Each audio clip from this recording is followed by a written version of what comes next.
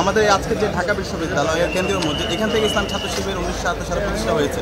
কিন্তু আমরা এইভাবে বর্ণাঢ্য র্যালি ঘোষণা করতে পারিনি। প্রতিষ্ঠার পর থেকে ইসলাম ছাত্র শিবির দেশের ছাত্র সমাজের মাঝে দারুণভাবে আবেদন তৈরি করতে পেরেছে।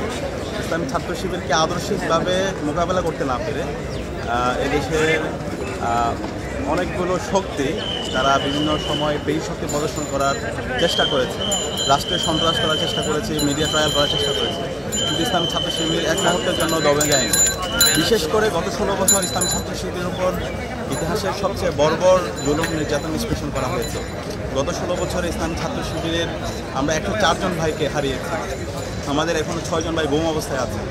আমাদের 30,000-এর অধিক জনশক্তিরা তারা কারাগারে আবদ্ধ ছিল এবং প্রতিটি ক্যাম্পাসে আমাদের দায়িত্বশীল এবং জনশক্তিদেরকে নির্যাতন করা হয়েছে। আমাদের প্রত্যেকটা অফিস শৃঙ্খলা করা হয়েছে, আমাদের বইগুলোকে জঙ্গি বই হিসাবে দেখানোর চেষ্টা করা হয়েছে। এভাবে হাজারো জুলুম নির্যাতন নিষ্পেষণের পরেও আমরা এক মুহূর্তের জন্য দমেছিলাম না। ফ্যাসিবাদের বিরুদ্ধে লড়াই আমরা জারি রেখেছি।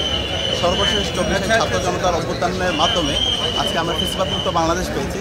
এই যে 24শে ছাত্র জনতার যে অভ্যুত্থান হয়েছে, যে বিপ্লব হয়েছে, সেখানে পলিসি মেকিং এবং মাঠ পর্যায়ের সমন্বয়ের সাথে একদম শুরু থেকে শেষ পর্যন্ত ইসলাম ছাত্র শিবির ছিল এবং গত 16 বছরে আমরা প্রতিষ্ঠাবার্ষিকী পালন করেছি। কিন্তু আমাদের আজকে যে ঢাকা বিশ্ববিদ্যালয়ের কেন্দ্রীয় মসজিদ, এখান থেকে ইসলাম ছাত্র শিবির 1977 সালে প্রতিষ্ঠা হয়েছে।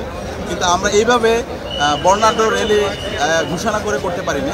আমাদেরকে অল্প সময়ে শেষ করতে হয়েছে এবং প্রতিষ্ঠাবার্ষিকী প্রোগ্রামগুলোতে আমাদের হামলা হয়েছে। তো আলহামদুলিল্লাহ আমাদের শহীদদের আত্মত্যাগের মাধ্যমে, স্যাক্রিফাইসের মাধ্যমে আজকে আমাদের আবেগের জায়গা ঢাকা বিশ্ববিদ্যালয়ের কেন্দ্রীয় মসজিদ থেকে আজকে আমরা র্যালি বের করছি এবং সারা দেশে ছাত্র জনতা আমাদের সাথে নেমে এসেছেন, তারা আমাদেরকে সাপোর্ট দিচ্ছেন, ইসলামী ছাত্র শিবিরকে তারা ভালোবাসা জানাচ্ছেন, ইসলামী ছাত্র শিবিরকে নিয়ে তারা আবেগ দেখাচ্ছেন।